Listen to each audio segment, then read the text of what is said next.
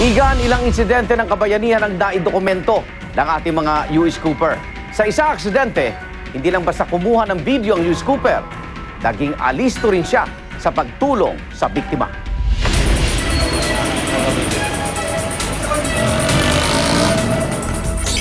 Nobyembre 3, taong 2012, isang pangkaraniwang araw lamang sana para sa U.S. Cooper na si Dude Scutario, isang artist. May contest akong sinasalihan noon. So, nandun ako sa bahay, sa taas, nag-animate. Gumagawa kasi ako yung entry ko kasi paper animations lang siya. So, nandun yung camera, nakaset up ako. So, yan.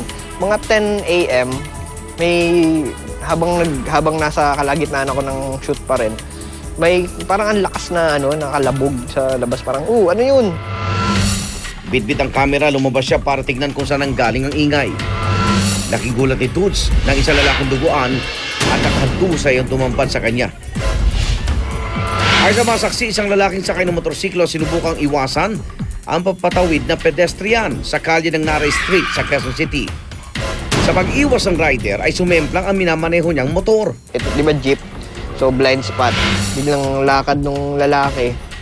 Tapos nabangga niya yun. Kaya yun, iniwasan niya. Siya yung mas sumemplang dun sa Tapos yung ulo niya kasi yung tumama eh. Balubhang nasugatan ang lalaking sakay ng motor samantalang galos ang tinamo ng pedestrian. Hospital na! Takbo na sa hospital! Nang makita ni Dudes ang rider, tila nangihina na dahil na rin sa dami ng nawalang dugo sa kanya. Hindi siya nagdalawang isip na tulungan ang rider. Sa ulo yung tama, kailangan dalhin agad sa hospital. So, hindi na ako nagdalawang isip na parang kung ano pa man, hindi ko naisip na parang kailangan pa nang maghintay ng ambulansya or kung ano man. So ako na mismo sabi ko, siguro mga pangatlong tricycle yung napara ko. Kaya ba yan? Huwag ka matutulog! Huwag ka matutulog! Pero babala mga igan sa mga ganitong aksidente hanggat maaari hindi dapat basta ginagalaw ang biktima.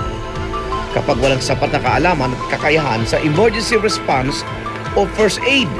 Marunong din naman ako ng konti kasi nag-ROTC naman ako, tinuruan kami kung paano first aid, ganyan. Pero hindi lang ako professional kasi na first aider. Emergency! Emergency! Tumulong! Pagdating sa ospital, agad na inendorso ni Dudes ang aksidente. Kinuha din pangalan ko eh. Nung nakuha na yung pangalan ko tsaka yung pangalan ng tricycle driver, dumating na rin yung kasamahan nila.